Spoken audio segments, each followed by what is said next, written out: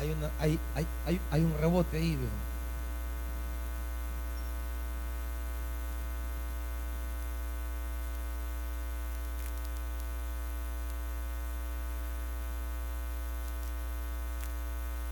La primera carta del apóstol Pedro.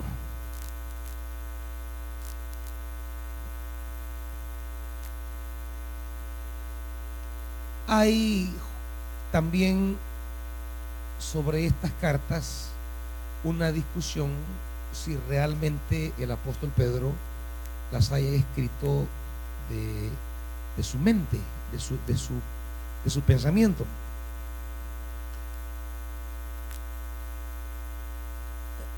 Ya que hay componentes que parecen no armonizar con la personalidad.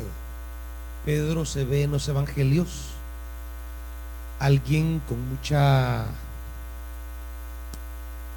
brusquedad, es una persona muy impulsiva, no es su formación parece no ser la de alguien tan bien preparado. Era un pescador, dicen los evangelios, y resulta que el estilo de la primera carta es muy fino. Primera Pedro tiene uno de los mejores griegos del Nuevo Testamento, muy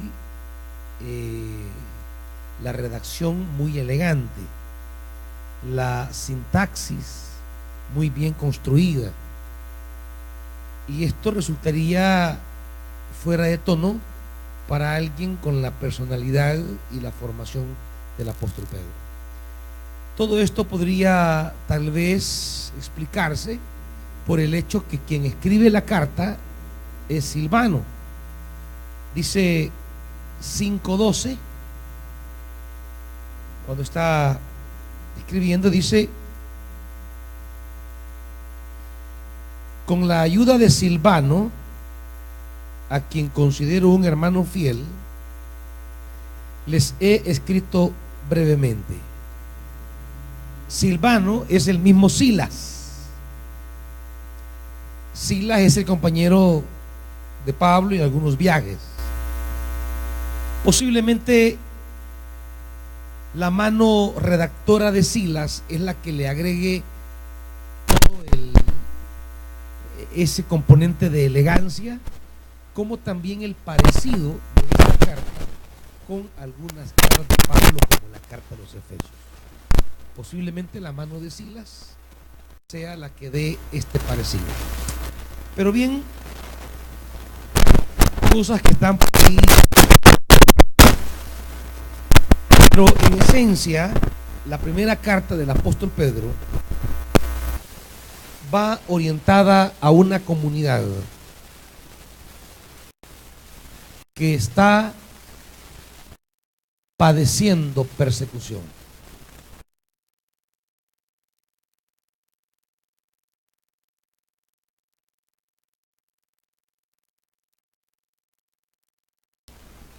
¿Qué retos les plantea el Evangelio a creyentes en Jesús que están siendo perseguidos, que están al borde de la muerte?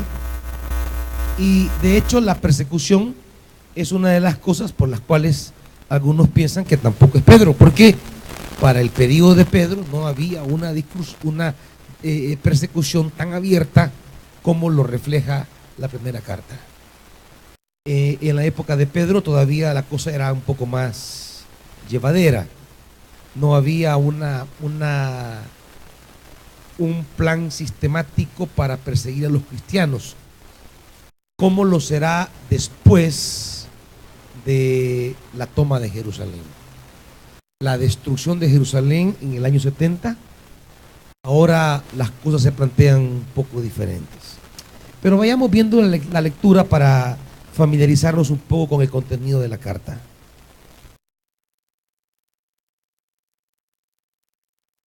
Versículo 1, capítulo 1. Pedro, apóstol de Jesucristo, a los elegidos, extranjeros dispersos por el Ponto, Galacia, Capadocia, Asia y Bitinia, según la previsión de Dios el Padre, mediante la obra santificadora del Espíritu, para obedecer a Jesucristo y ser redimidos por su sangre. Pedro se refiere a sus destinatarios como los elegidos. Es la manera de cómo él quiere hacerles saber a ellos que la vida que están llevando, más que una opción personal, es un acto de la eternidad de Dios. Hemos sido elegidos. A la vez dice extranjeros dispersos. La Reina Valera dice, léame.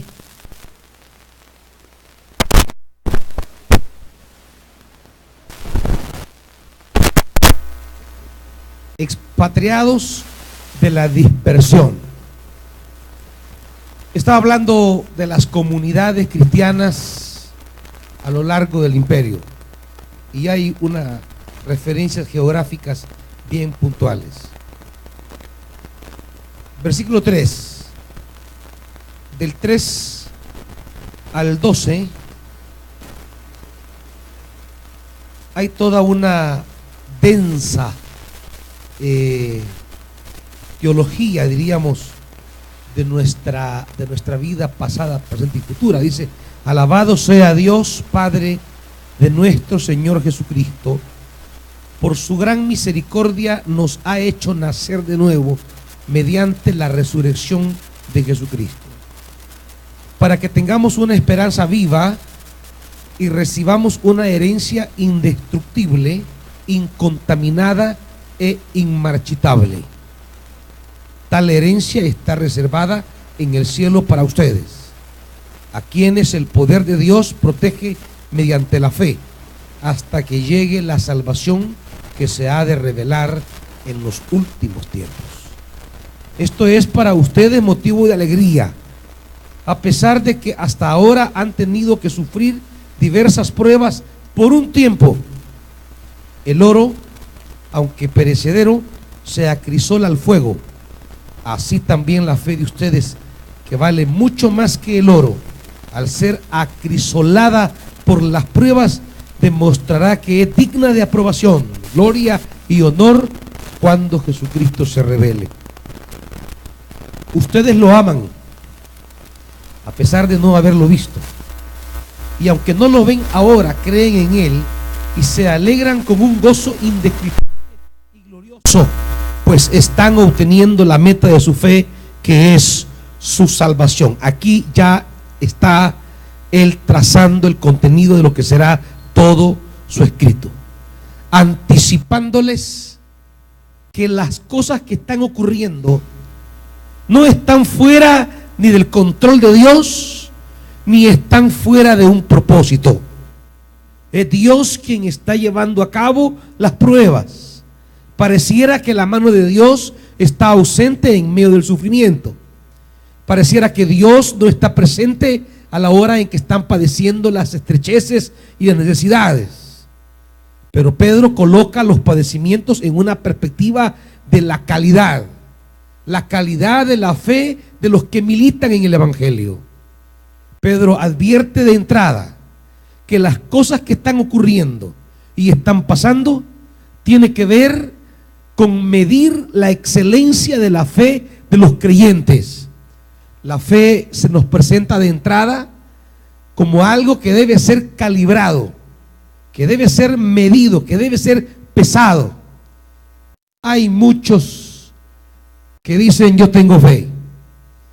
Hay muchos que inician el camino de la vida cristiana diciendo que tienen fe, pero esa fe tiene que ser calibrada, tiene que ser medida.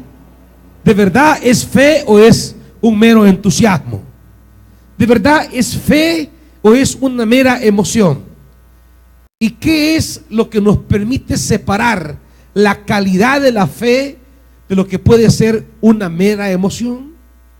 ¿Qué es lo que separa? ¿Cuál es Diríamos que es el colador que separa de la excelente y sólida fe de lo que puede ser una mera emoción. Pedro dice de entrada, lo que separa una de la otra es la prueba. La prueba de la que menciona el versículo 6. Hasta ahora han tenido que padecer diversas pruebas por un tiempo. No solamente se dice que la prueba es el colador que permite discernir la verdadera fe de lo que es una mera emoción, sino que a la vez habla de la diversidad de pruebas, pero a la vez nos dice que eso es por un tiempo. La prueba no es para siempre, solo es para medir la excelencia de aquel que dice yo creo. Decir yo creo, Señor, es fácil. Yo creo, Señor, es sencillo decirlo de la boca. Pero ¿qué es lo que permite diferenciar? ¿Qué es lo que permite calibrar esa declaración? La prueba. Aquel que habiendo pasado la prueba mantiene firme su vida en el camino del Evangelio, su fe no era emoción, es genuina, es auténtica. Pone la comparación del oro, habla del fuego.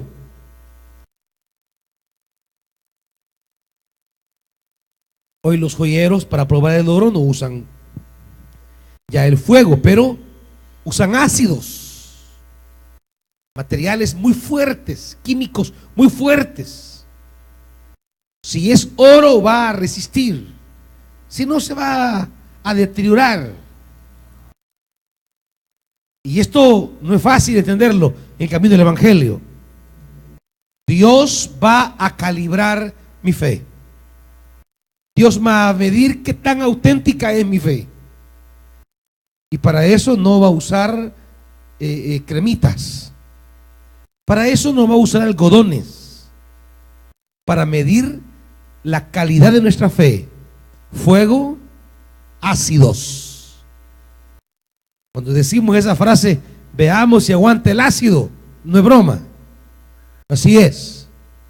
Cuando empezamos el camino del Evangelio o el camino de servir a Dios, seremos probados con ácido. Y hay quienes pues no aguantan el ácido. Y esa es la razón. Hay superficialidad en su fe. No ha logrado cimentar la fe. Y no logran pasar la prueba. 10. Los profetas que anunciaron la gracia reservada para ustedes estudiaron y observaron esta salvación. Querían descubrir a qué tiempo y a cuáles circunstancias se refería el Espíritu de Cristo que estaba en ellos cuando testificó de antemano acerca de los sufrimientos de Cristo y de la gloria que vendría después de estos. A ellos se les reveló que no se estaban sirviendo a sí mismos, sino que les servían a ustedes. Hablaban de las cosas que les han anunciado los que les predicaron el Evangelio por medio del Espíritu Santo enviado del cielo. Aún los mismos ángeles anhelan contemplar estas cosas. Esto es la maravilla de la predicación. Ya Pedro anuncia que esta experiencia de anunciar el Evangelio por medio del Espíritu Santo, esta experiencia de traer salvación por la proclamación del Evangelio, es lo que los mensajeros celestiales desearían tener. Cuando dice los ángeles, la palabra ángel solo significa mensajero. Ángelos en griego. Ángel es un mensajero. Los mensajeros celestiales quisieran ser mensajeros de la salvación. Los mensajeros de Dios quisieran ser mensajeros del Evangelio. pero a ellos solo les es dado mirar, solo les es permitido contemplar. Mas a nosotros, amados hermanos, se nos ha dado el privilegio de experimentar la potencia de Dios en la predicación.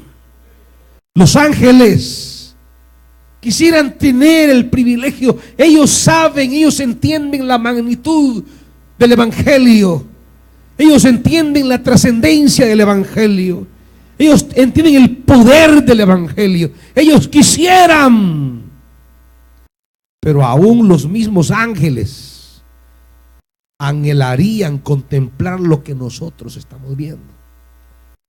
Cuando usted predica, cuando usted ministra, cuando usted predica la palabra y comienza a ver la obra de Dios, los ángeles quisieran hacerlo. Ellos quisieran compartirlo. Quisieran tener esta experiencia gloriosa de ver la obra de Dios a través de la predicación del evangelio. Pero no les es dado a ellos. Ellos tienen una envidia de nuestro ministerio, hermanos. Ellos tienen una envidia de querer hacer lo que Dios nos ha entregado a nosotros. Ellos quisieran, ellos lo anhelan, pero no les ha sido dado a ellos. Nos ha sido dado a nosotros el hecho de anunciar el evangelio por medio del Espíritu Santo. Saben, ellos quisieran tener la obra del Espíritu en ellos. Ellos quisieran ser empoderados con la palabra. Quisieran ser empoderados con los dones del Espíritu. Pero eso nos ha sido entregado a nosotros, amados hermanos. Ellos quisieran desde la eternidad ser los heraldos, los que anuncien la fuerza y el poder de Dios. No tomemos en vano, no tomemos a la carrera, no tomemos superficialmente un privilegio que los mismos ángeles quisieran tener, amados hermanos. Del 13 en adelante,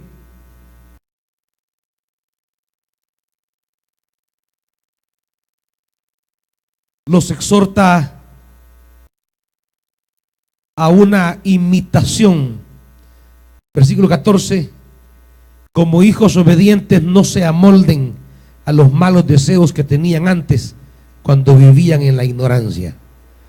Más bien sean ustedes santos en todo lo que hagan, como también es santo quien nos llamó, pues escrito está: sed santos, porque yo soy santo. Ya que invocan como Padre al que juzga con imparcialidad las obras de cada uno, vivan con temor reverente mientras sean peregrinos en el mundo.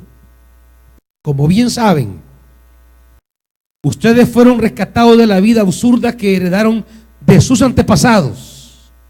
El precio de su rescate no se pagó con cosas perecederas como el oro o la plata, sino con la preciosa sangre de Cristo, como de un cordero sin mancha y sin defecto. Cristo, a quien Dios escogió antes de la creación del mundo, se ha manifestado en estos últimos tiempos en beneficio de ustedes. Por medio de él, ustedes creen en Dios, que lo resucitó y glorificó, de modo que su fe y esperanza están puestas en Dios.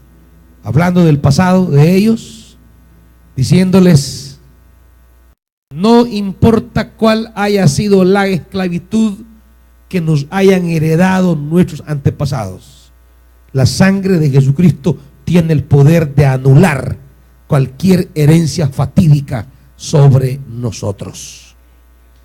Por eso tocamos un tema en el renuevo, que es rompiendo ataduras generacionales. Creemos que el poder de la sangre de Cristo puede interrumpir cualquier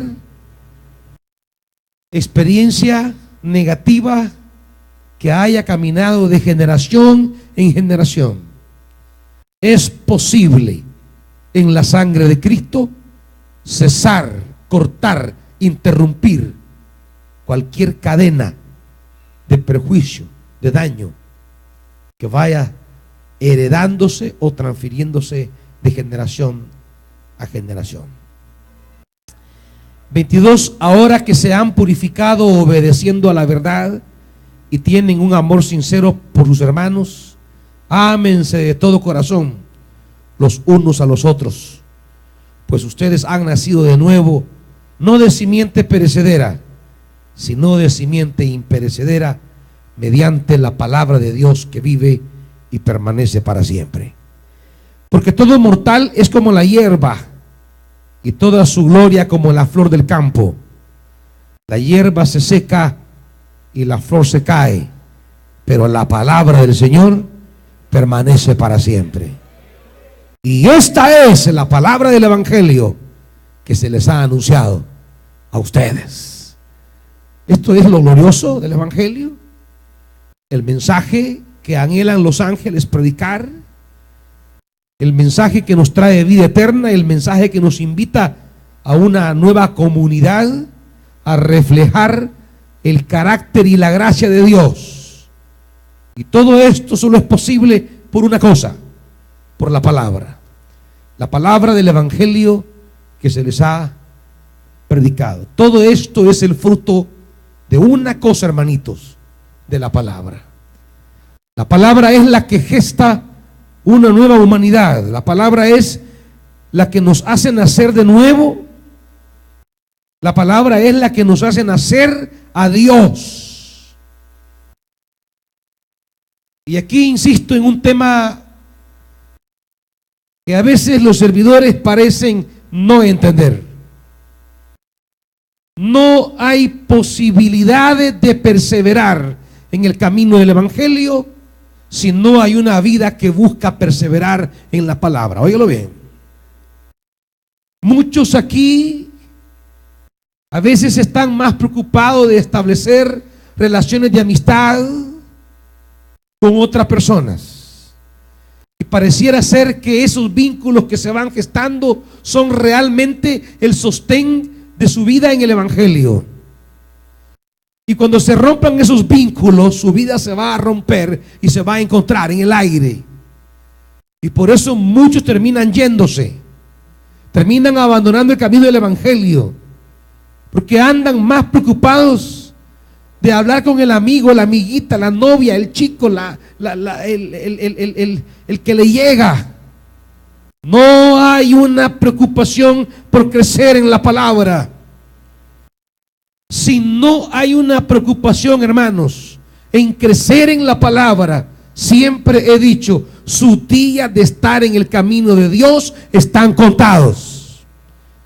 Si no se sienta a oír palabra, si no se sienta a leer la palabra, solo metidos en ese celular maldito, solo zampados en esa computadora. Cuando llegue la hora de la prueba, cuando venga la hora de la zarandeada, ahí van a descubrir cuán frágil era su nexo a Jesucristo. Ahí van a descubrir cuán superficial habían desarrollado su relación. Han agarrado a la iglesia como un campo de club social. Han agarrado a la iglesia para ir a buscar mujeres u hombres.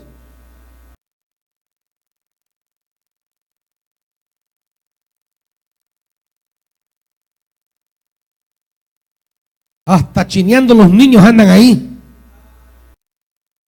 Andan para arriba y para abajo. Lean la palabra. Lean la palabra. Lean la palabra. Cuando llegue la hora de la prueba, usted estará firme. Lo podrán olvidar todos los cheros. Lo podrá cortar la novia o el novio en la hora de la prueba. Pero no va a importar, usted va a estar firme, porque la palabra es eterna y lo sostendrá. Oigan bien, hermanitos. Algunos como que les encanta ser populares aquí. Como que esa es la tarea de ser evangélico. Quiero ser la sensación del bloque. Que todos me miren. Deje de locuras, hermano. Métase con la palabra. Coma la palabra, predique la palabra. Ella transferirá a usted esa eternidad y esa consistencia que la palabra tiene. Por eso dice capítulo 2: por lo tanto, abandonando toda maldad y todo engaño, hipocresía, envidias y toda calumnia, deseen con ansias la leche pura de la palabra, como niños recién nacidos. Así, por medio de ella crecerán en su salvación. ¿En qué van a crecer, hermanitos? En la palabra. Por ella crecerán, deséenla como leche. Así como el niño recién nacido desea prenderse al pecho de su madre para comer y le agarra la ansiedad, la desesperación, el llanto. Aquí hay gente que ha chillado más por haber perdido un celular que por haber perdido la Biblia. Aquí hay gente que sufre más por perder un bien material que la palabra. Pierde la Biblia, no dice nada. Pierde el celular, arma un gran escándalo. Desead como niños recién nacidos, que se note el hambre por la palabra, la ansiedad, como el niño cuando ya quiere el pecho, usted le ve que le agarra la locura y se hace loco cuando la mamá le pone el pecho. Así debe hacerse con la palabra. Con la palabra, hermanito. Pero aquí hay algunos que se enloquecen por la novia, por el novio. Se enloquecen por cosas que ni les van a durar mucho. Tengan ansiedad por la palabra, hermanos. Ella es la que les dará crecimiento.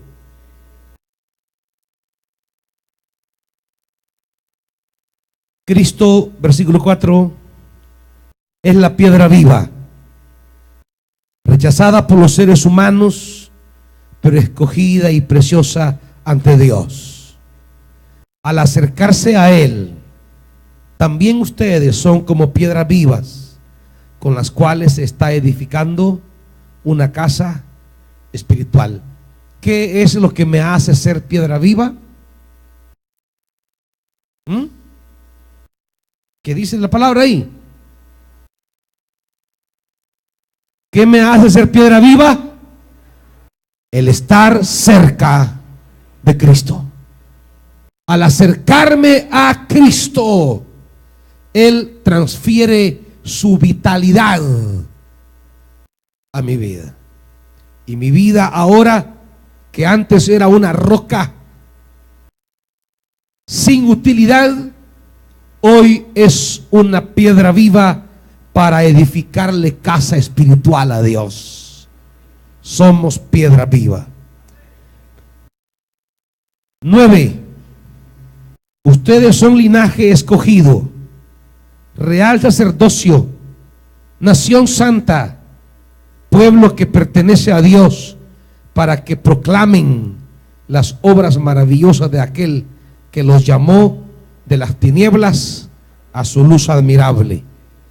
Ustedes antes ni siquiera eran pueblo, pero ahora son pueblo de Dios.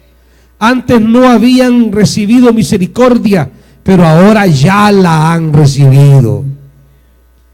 Queridos hermanos, les ruego como extranjeros y peregrinos en este mundo, que se aparten de los deseos pecaminosos que combaten contra la vida. Mantengan entre los incrédulos una conducta tan ejemplar que, aunque los acusen de hacer el mal, ellos observen las buenas obras de ustedes y glorifiquen a Dios en el día de la salvación. Pedro es muy práctico y muy concreto. Él tiene interés que los creyentes evidencien en la cotidianidad de su vida el reflejo de la fuerza del Evangelio. Sométanse por causa del Señor a toda autoridad humana. Es por principio de Dios. Sométanse. Una palabra que no gusta mucho. Una palabra que no agrada. Una palabra que a algunos les cae mal. No les gusta someterse. Quieren ser independientes, absolutos, machos sin dueños.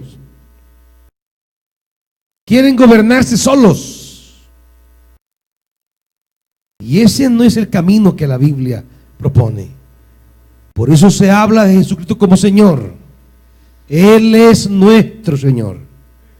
Hay una relación de obediencia, de sujeción, de sometimiento.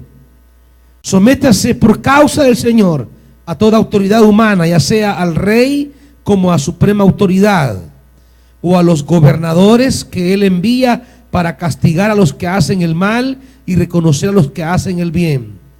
Porque esta es la voluntad de Dios, que practicando el bien hagan callar la ignorancia de los insensatos. Eso es actuar como personas libres, que no se valen de su libertad para disimular la maldad, sino que viven como siervos de Dios. Den a todos el debido respeto, amen a los hermanos, teman a Dios, respeten al rey.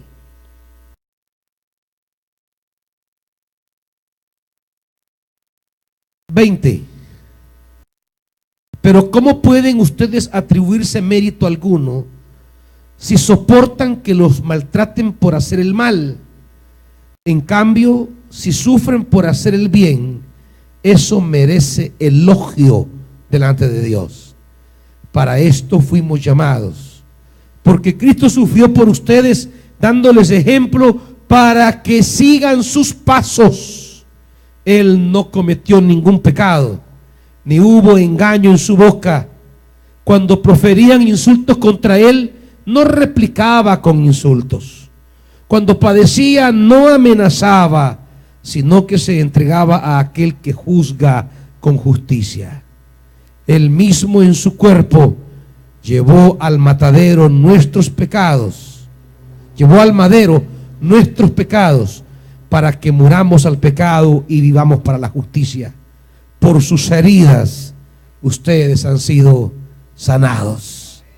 Antes eran ustedes como ovejas descarriadas, pero ahora han vuelto al pastor que cuida de sus vidas. Ustedes pueden ver cómo el apóstol va viendo en cada aspecto de la vida cómo debe el evangelio reflejarse. Ahora en el capítulo 3 va a hablar de los esposos y las esposas y de cómo se refleja el evangelio en esto.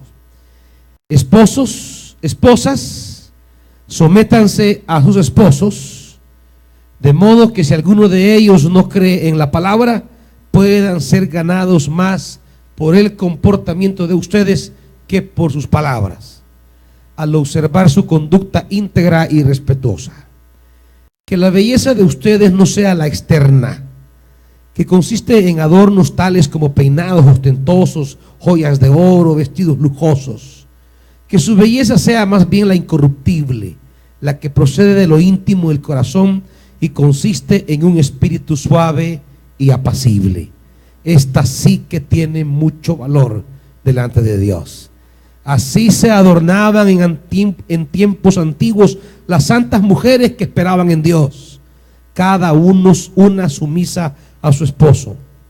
Tal es el caso de Sara, que obedecía a Abraham y lo llamaba su Señor. Ustedes son hijas de ella si hacen el bien y viven sin ningún temor. De igual manera, ustedes esposos, sean comprensivos en su vida conyugal, tratando cada uno a su esposa con respeto, ya que como mujer es más delicada y ambos son herederos del grato don de la vida. Así nada estorbará las oraciones de ustedes. Pablo está enfocando diversos ámbitos en el que se mueven los creyentes para dar una orientación concreta de lo que el Evangelio debe provocar en cada aspecto de la vida. Luego del 8 en adelante hay todo un llamado a permanecer firmes en medio de las cosas que puedan estar recibiendo. Versículo 8: en fin, vivan en armonía los unos con los otros, compartan penas y alegrías, practiquen el amor fraternal, sean compasivos y humildes, no vuelvan mal por mal ni insulto por insulto, más bien bendigan, porque para esto fueron llamados, para heredar una bendición. Oiga eso, fuimos llamados para heredar una bendición. Esto es muy importante recordarlo hoy día, ya que hay algunos apóstoles ahí en la televisión que les agarra a los locos de estar maldiciendo gente. Hay apóstoles que dicen ser apóstoles ahí en la televisión y que les agarra desde el púlpito estar maldiciendo. Esa gente está lejos del Evangelio. Esa gente refleja su distancia de la palabra. Están lejos de la palabra. Ya lo dice Pedro: no devuelvan mal por mal, ni insulto por insulto. Más bien, bendigan. Lo ultrajaron, bendíganme. El Señor te bendiga, díganle. Le dicen algo, que Dios te bendiga. Sí, eso diga, hermanito. Y deje de andar copiando las locuras de esta gente. Que yo maldigo tu casa, tu familia. Esa gente es tonta, ignorante, hermanitos. Los que se mantienen en el Evangelio se mantienen en una palabra de bendición, no de maldición. 13. Y a ustedes, ¿quién les va a hacer daño si se esfuerzan por hacer el bien? ¿Están leyendo, hermanitos? Dichosos si sufren por causa de la justicia. No teman lo que ellos temen, ni se dejen asustar. Más bien honren en su corazón a Cristo como Señor. Estén siempre preparados para responder a todo el que les pida razón de la esperanza que hay en ustedes. Hay todo un llamado a seguir el ejemplo de Cristo, capítulo 4. Por tanto, ya que Cristo sufrió en el cuerpo, asuman ustedes la misma actitud. Porque el que ha sufrido en el cuerpo ha roto con el pecado para vivir el resto de su vida terrenal, no satisfaciendo sus pasiones humanas, sino cumpliendo la voluntad de Dios. Pues ya basta, oiga esto, con el tiempo que han desperdiciando haciendo lo que agrada a los incrédulos, entregados al desenfreno, a las pasiones, a las borracheras, a las orgías, a las parrandas y a las idolatrías abominables. A ellos les parece extraño que ustedes ya no corran con ellos en ese mismo desbordamiento de inmoralidad y por eso los insultan. Pero ellos tendrán que rendirle cuentas a aquel que está preparado para juzgar a los vivos y a los muertos. Por esto también se les predicó el Evangelio aún a los muertos, para que a pesar de haber sido juzgados según criterios humanos en lo que atañe al cuerpo, vivan conforme a Dios en lo que atañe al espíritu. Ya se acerca el fin de todas las cosas, así que para orar bien, manténganse sobrios y con la mente despejada. Sobre todo, ámense los unos a los otros profundamente, porque el amor cubre multitud de pecados. Esto es realmente la obra del amor.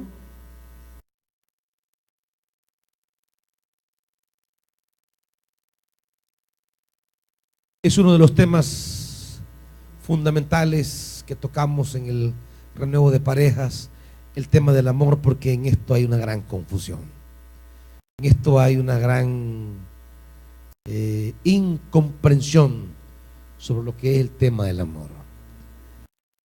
En síntesis, el amor se ve siempre como un sentimiento. En la Biblia, el amor no tiene que ver con sentimientos. El amor tiene que ver con propósitos que yo defino respecto a una persona. El amor tiene que ver con la firmeza con la que tomo una decisión respecto a alguien. La gente confunde el amor con el enamoramiento.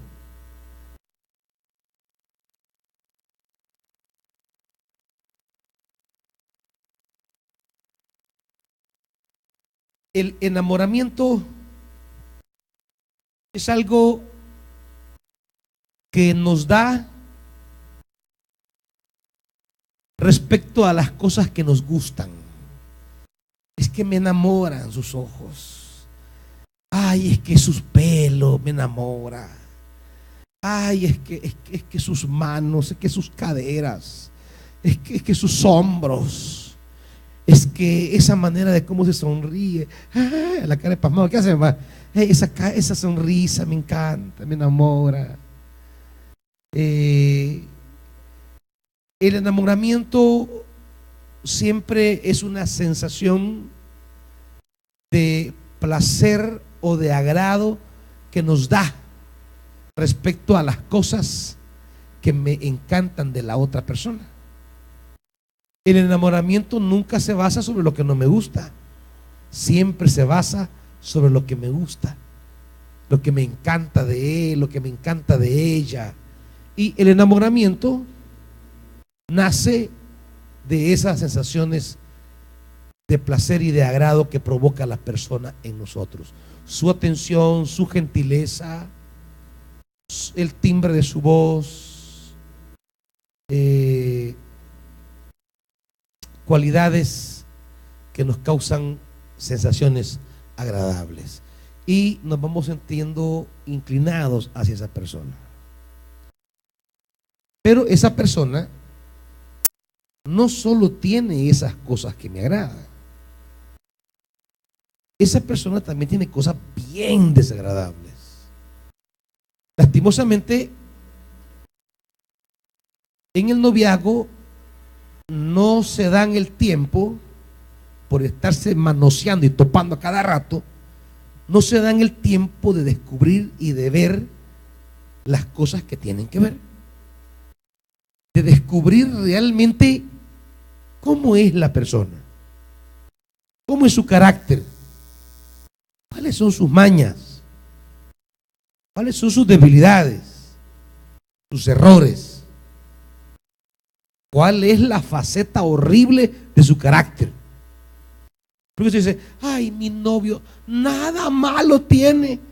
Es que sos choca, mamadita, estás tonta ahorita. No es que mi novia, ay, es la mujer perfecta. Nada. Ay, hijito. Andás de zombie por eso.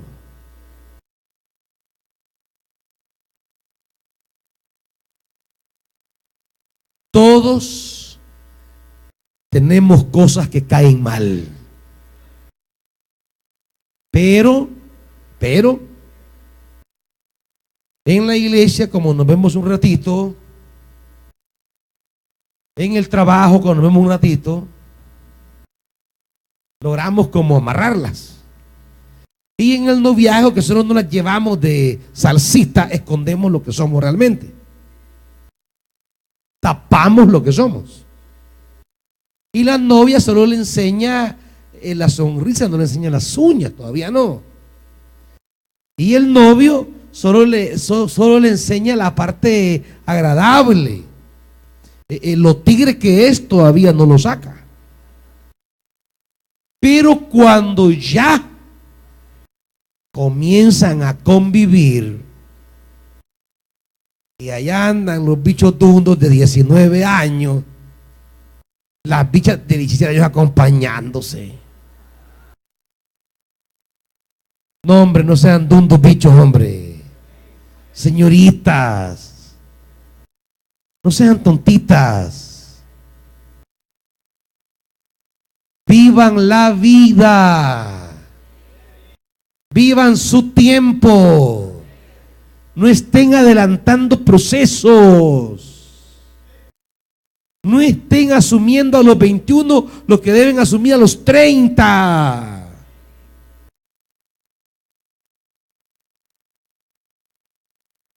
Medio ya se acompaña, se junta y a los 3 meses, ay, qué decepcionada me siento. Es que él ha cambiado.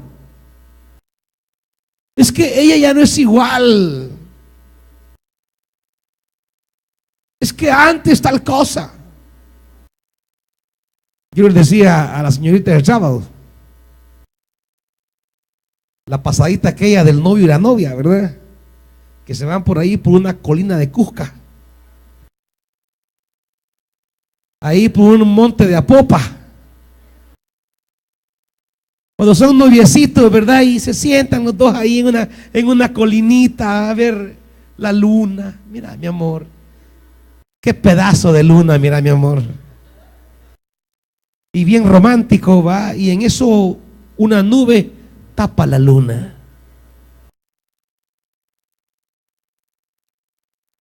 Mi amor, le dice la novia, ¿por qué se ha escondido la luna? Y le dice el novio, ay, mi amor, ella se esconde de vergüenza ante tu belleza.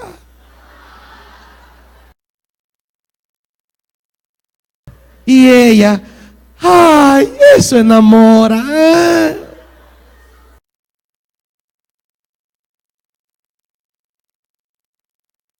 Cuando ya se casaron, le dice la novia, vamos otra vez a la lomita, mi amor, vamos a la lomita, mi amor.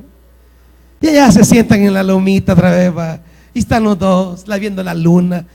Qué luna, mira, mi amor, qué bella. Y otra vez, ¿verdad? Tapan las nubes, la luna. Y le dice ella, mi amor, ¿por qué se escondió la luna? Y ahora ya el hombre le dice que no ve gran pasma el pijazo de agua que viene. Vámonos por la casa.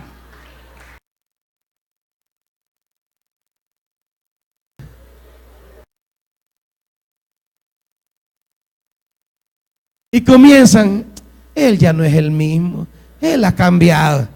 Siempre fue el mismo.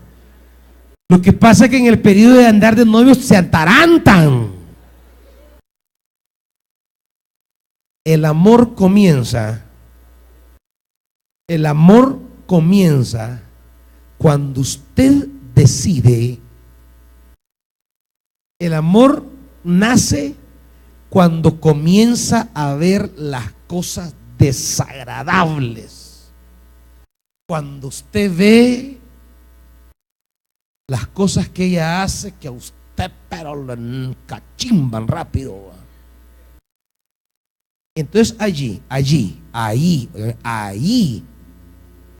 es cuando usted decide si va a amar o no va a amar allí.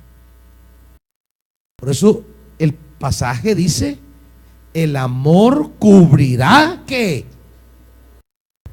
El amor tiene que ver con los pecados. Mas Dios muestra su amor por nosotros en que siendo aún, ¿qué muestra Dios ahí? El amor. El amor nace cuando yo descubro lo que verdaderamente me desilusiona, me mata de esa persona. Yo ahí decido, ¿Lo quiero amar o no lo quiero amar? Pero es una decisión, no es de sentimientos. Siempre me da risa que la gente le dice, mire, pero ¿y usted con lo que ha pasado? ¿Usted siente que todavía lo quiere? No, es que eso no es de sentir si todavía lo quiere. Si las cosas que le ha hecho, ¿qué va a sentir que lo quiera? No, no es de sentir.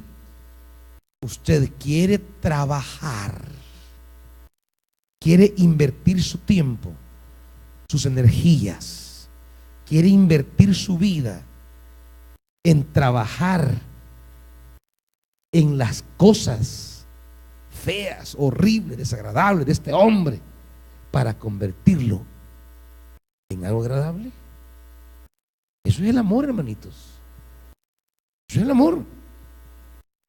¿Quiere usted invertir su vida en trabajar en esta mujer, en este hombre, en estas cosas, trabajar para transformarlas, así como Cristo dice que la ama y por eso la limpia, la purifica? Es decir, el amor es un trabajo purificador.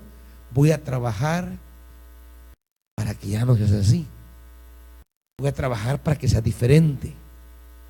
Pero claro, nosotros confundimos el amor y el enamoramiento, y cuando ya las cosas que me gustaban se me caen y dice, ay, y yo que no tenía un pedestal. Ahora, ahí empieza el amor. Ahí empieza, mejor dicho, ahí es el momento en que usted decide. Dios tomó una decisión. Yo no sé si él sentía. No me interesa eso. Me interesa su decisión. Él un día decidió amarnos. Con toda la podredumbre que llevábamos, él decidió amarnos.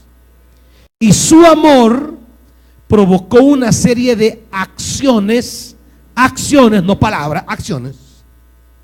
Provocó una serie de acciones que iban a cambiar mi podredumbre en una vida nueva. Y la primera gran acción fue enviar a su hijo. Enviar a su hijo. Enviar a su Santo Espíritu. Esas acciones de Dios vienen a obrar en mi vida, y todo eso que a Dios le incomodaba, la sangre de Cristo y el poder del Espíritu los limpian y me convierten en algo que ya agrada a Dios. O sea, el amor es que usted invierte para que esa persona deje de ser tan desagradable y cae mal y se convierta en alguien que sea de su agrado. Eso es lo que Dios ha hecho. Por eso dice, el amor cubrirá multitud de pecados. Entonces, ¿usted de verdad ama o está solo enamorada? ¿Ama o está solo enamorado? El enamoramiento no es la gran cosa, ¿sabe? Ese volado, así como viene, se va. Por eso usted de repente un día, ay, con este hombre para siempre, y a los 2 meses, desgraciado. No, el amor no. Cuando se decide, es una decisión. No estoy buscando mi beneficio, sino el beneficio de esa persona. Que sea distinta, que cambie, que mejore, que cumpla sus metas, sus sueños, que llegue a desarrollarse y a crecer. Ese es el amor. Aquí sobre el amor hay una gran confusión. Cuando le digan, yo por eso de que te amo, es volado, hay que pensarlo bien, ¿saben? Para decirlo. Es volado, hay que, porque hoy día la gente con qué facilidad se acaba de conocer y a los 2 días, ay, te amo. Pajero, digo yo. El mismo rato, ya siento que te amo. Y el otro pasmado, una que le cree. Eso no es de sentir, hermano, eso es de decidir. Primero conozca a esa persona, conózcala de verdad, conozca ese hombre, conózcalo de verdad. que saque la parte negra, que saque la caja lustre, que saque el logro que lleva adentro, porque ahorita lo andan amarrado. O sea, quiere reaccionar, pero se queda. No le dice, no, ya casado se suelta. Ahí sacan al dragón. Y voy a decirle, semejante. Si este no me hablaba así antes, hasta yo le decía, qué callado pareces. Si se amarraba la lengua y usted pensaba que era un hombre, mira, qué callado sos, mi amor. A mí me gusta mi novio, dice, porque él casi no habla. Se muerde la lengua para no ultrajarte. Pero ya casaditos, y la lengua ni le va a alcanzar para soltarle las ultrajadas. Ay, mi novia, ella es bien amable. Amable, espérense. Dejen de estar tomando decisiones de vida solo por enamoramientos. Jóvenes, no me piden sabiduría a Dios, muchachos. Señoritas, no se dejen ir, hombre. Ay, se acompañan a los 19, ya a los 21 ya andan ahí dejando todas las cosas a medias. No, hombre, hay tiempo para todo. Aguarde. ¿Y cuál es la prisa, pues? ¿Cuál es la prisa? Avancemos un poco en Pedro.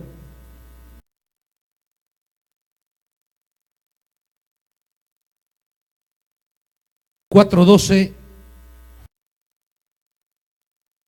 Queridos hermanos, no se extrañen del fuego de la prueba que están soportando como si fuera algo insólito. Al contrario, alégrense de tener parte en los sufrimientos de Cristo, para que también sea inmensa su alegría cuando se revele la gloria de Cristo. Dichosos ustedes si los insultan por causa del nombre de Cristo, porque el glorioso Espíritu de Dios reposa sobre ustedes. Que ninguno tenga que sufrir por asesino, ladrón o delincuente, ni siquiera por entrometido. Pero si alguien sufre por ser cristiano, que no se avergüence, sino que alabe a Dios por llevar el nombre de Cristo. Porque es tiempo de que el juicio comience por la familia de Dios. Y si comienza por nosotros, ¿cuál no será el fin de los que se rebelan contra el Evangelio de Dios? Si el justo a duras penas se salva, ¿qué será del impío y del pecador? Así pues, los que sufren según la voluntad de Dios, entréguense a su fiel Creador y sigan practicando el bien.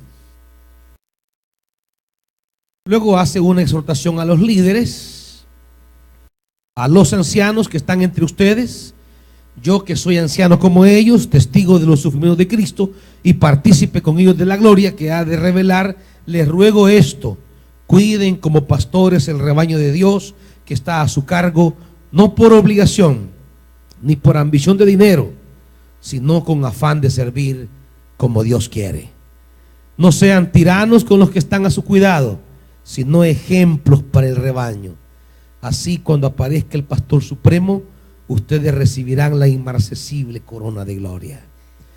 Y ustedes, jóvenes, sométanse a los ancianos, revístanse de todo de humildad en su trato mutuo, porque Dios se opone a los orgullosos, pero da gracias a los humildes. Humíllense pues bajo la poderosa mano de Dios, para que Él los exalte a su debido tiempo. Depositen en Él toda ansiedad, porque Él cuida de ustedes. Practiquen el dominio propio y manténganse alerta. Su enemigo, el diablo, ronda como león rugiente buscando a quien devorar. Resístanlo, manteniéndose firmes en la fe, sabiendo que sus hermanos en todo el mundo están soportando la misma clase de sufrimientos. Y después de que ustedes hayan sufrido un poco de tiempo, Dios mismo, el Dios de toda gracia que los llamó a su gloria eterna en Cristo, los restaurará y los hará fuertes, firmes y estables. A Él sea el poder por los siglos de los siglos. Amén.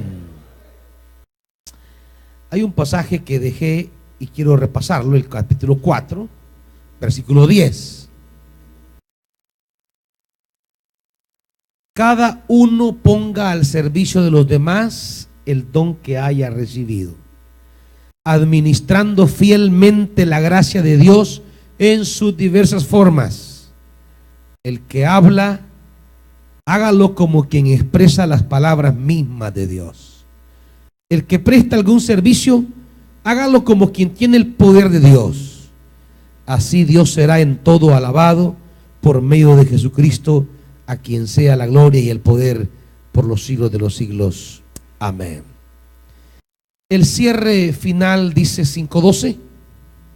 Con la ayuda de Silvano, a quien considero un hermano fiel, les he escrito brevemente para animarlos y confirmarles que esta es la verdadera gracia de Dios.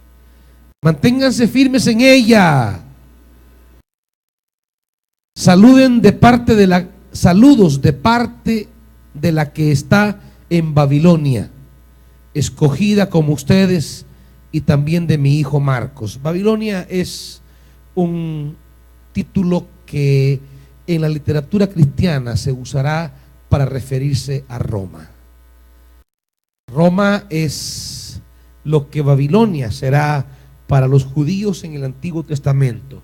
Ese imperio que destruyó el templo de Salomón, que llevó cautiva a la población, que arrasó con la tierra.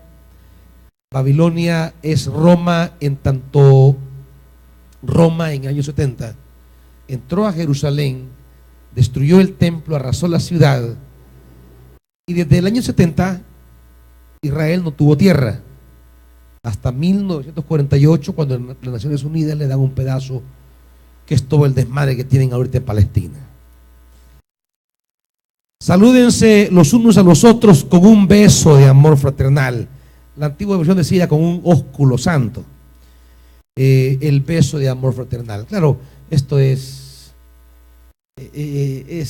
fraternal, pero algunos abusan.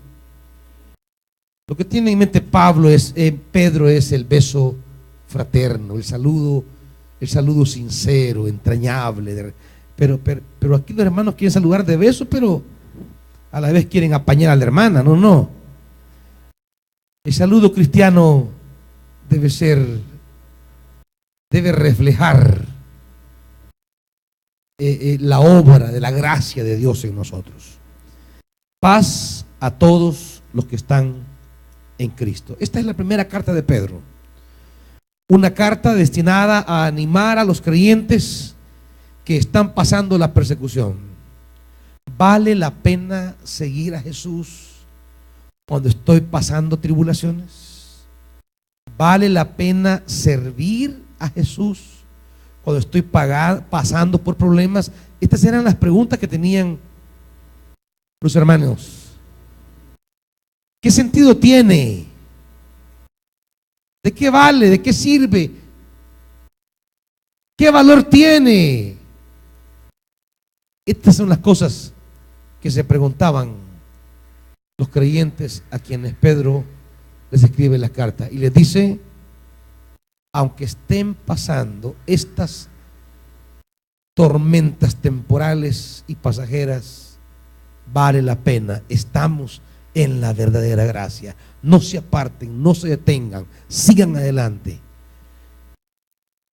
Amados hermanos, sufrimientos, tribulaciones, pruebas, esto lo pasamos todos. Usted no es la excepción. La prueba es el instrumento divino para medir la solidez y genuinidad de su fe. Pónganse de pie, hermanitos.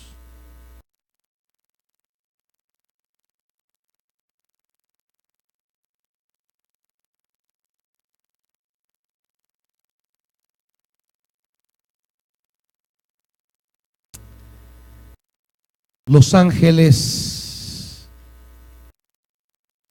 quisieran tener el placer de contemplar el poder del Evangelio actuando en la vida de los hombres. Quisieran ser ellos esos mensajeros del Evangelio, mas ese privilegio Dios lo ha reservado a nosotros. Es a nosotros que Dios nos ha entregado esta gloriosa experiencia, ver cómo la palabra y el Espíritu actúan en la vida de los que oyen el Evangelio. Ese es el gozo de aquellos que han recibido el llamado. Ustedes, hermanos, que han recibido ese llamado, pueda que estén atravesando momentos de adversidad, luchas, pruebas. A ustedes, primera Pedro les dice, hay que seguir el ejemplo de Jesús. Hay que seguir el modelo de Él. Él no flaqueó, Él no volvió atrás, Él no se quebró, Él no retrocedió. Y cuando más dura y difícil fue la situación, donde los amigos y cercanos lo vendieron, lo traicionaron, Él se apegó mucho más a Dios para cumplir la tarea que el Padre le había entregado. Somos llamados por Dios, elegidos, dice Pedro. Somos elegidos por Dios. Cumplamos la misión que Él nos ha encomendado.